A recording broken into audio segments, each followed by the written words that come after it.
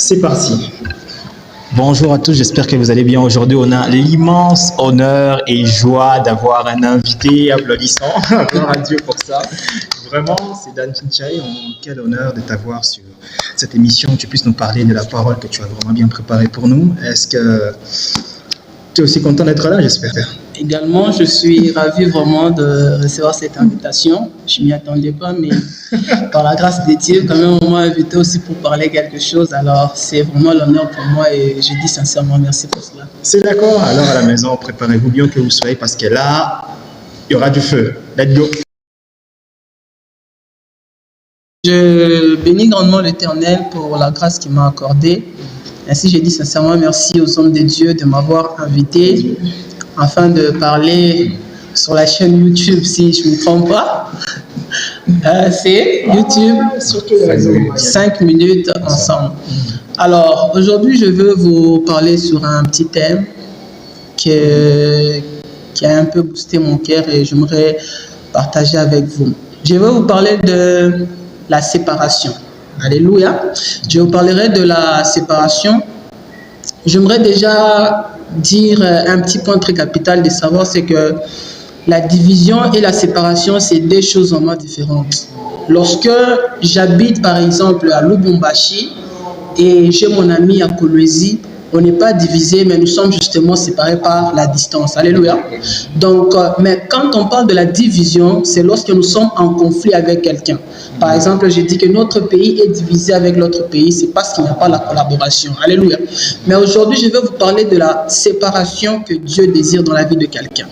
La Bible dit ceci dans Genèse chapitre 1. Au commencement, Dieu créa les cieux et la terre était informe et vide, et l'Esprit de Dieu s'émouvait au-dessus des eaux. Puis Dieu dit, créons la lumière, si je ne me trompe pas. Mais il dit quelque chose qui est très important. Il dit, puis Dieu dit, séparons la lumière avec le ténèbre. Alléluia. En soi, la séparation vient dans la vie de quelqu'un pour l'objectif. Parce que toutes ces choses, la lumière et les ténèbres, cohabitaient ensemble. Mais Dieu a voulu séparer ces choses afin qu'on puisse distinguer le jour et la nuit. Alléluia.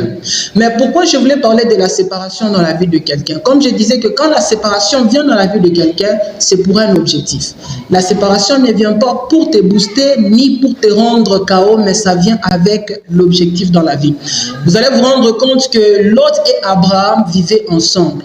Mais un jour, leur troupeau, il y a eu comme des bagarres dans leur troupeau, ils ont décidé de faire la séparation. Cette séparation n'était pas sur but d'une division, mais c'est parce qu'il y avait beaucoup de troupeaux qui habitaient ensemble. En d'autres termes, leurs troupeaux ne pouvaient plus s'agrandir s'ils étaient ensemble. Il fallait une séparation entre ces choses. Alléluia. J'aimerais dire dans la vie de quelqu'un, tant que tu ne veux pas te séparer du mal, il y a deux choses qui n'arriveront jamais dans ta vie. Alléluia. Vous allez vous rendre compte que David n'habitait pas avec sa famille. David habitait dans la brousse. Mais dans la brousse, lorsque le lion pouvait venir pour attaquer le troupeau, David était là pour secourir le troupeau. Alléluia. Vous savez, Dieu a permis à ce que David puisse grandir dans la brousse pour qu'un jour, lorsque Goliath viendra, qu'il puisse tuer Goliath. En soi, si David habitait dans la famille comme tous les autres, il ne devait pas avoir l'expérience de tuer Goliath. Donc, il y a d'autres expériences, d'autres séparations qui peuvent venir dans la vie, non pas pour te booster, mais c'est pour t'aider afin que la gloire, quand elle va se présenter, que tu puisses atteindre cette gloire. Alors, aujourd'hui, je prie à quelqu'un d'accepter la séparation. Dieu peut permettre une séparation, comme Joseph, de le séparer avec sa famille, pour qu'un jour Joseph puisse habiter et être ministre dans le pays d'Égypte. Alléluia. Dieu peut permettre d'autres séparations dans la vie, non pas pour te blesser, mais c'est pour ton bien, afin que lorsque la gloire va venir et que tu puisses embrasser cette gloire. C'est pour cela que j'aimerais dire à quelqu'un que cet après-midi, accepte la séparation du mal. Accepte la séparation du mal. Accepte que Dieu habite totalement en toi. Alléluia. Pour que Abraham soit un père de nation, il fallait qu'il se sépare de sa famille. Toute séparation qui vient dans nos vies, ça ne vient pas premièrement pour nous détruire, mais ça vient avec un objectif. C'est pour cela que Dieu, premièrement, a désiré d'abord de séparer le ciel et la terre. Ce n'était pas pour nous détruire, mais c'était pour un objectif. Donc, quand la séparation vient dans ta vie, il ne faut pas te lamenter, mais la séparation vient avec un objectif. C'est pour cela que je prie pour toi qui me suis, que Dieu te débarrasse de la haine, que Dieu te sépare de la jalousie, que Dieu te sépare de la convoitise, que Dieu te sépare de toute chose qui n'est pas dans sa volonté. Parce que la séparation vient pour un objectif et pour un but. Alors aujourd'hui, je suis venu t'annoncer la séparation de Dieu. Dieu te séparera de toute chose qui n'est pas à ton besoin et qui n'a pas de bénéfice dans ta vie, afin que tu puisses voir la gloire de Dieu. Que le Seigneur Dieu vous bénisse. Amen, amen, amen, amen. Une fois, je pourrais peut-être le dire, si jusque-là, tu as suivi l'émission, tu n'as pas été touché, recommence. Vraiment, en tout cas, ça nous a édifié, surtout moi personnellement. La séparation ne vient pas pour nous détruire, mais vient spécialement pour un objectif, en tout cas. Si seulement, peut-être on changera le nom de l'émission, que ça puisse être 10 minutes ensemble. En tout cas, merci beaucoup. Dan, ça nous a vraiment beaucoup aidé, beaucoup touché, vraiment. Que Dieu vous bénisse abondamment. Une dernière parole, pasteur.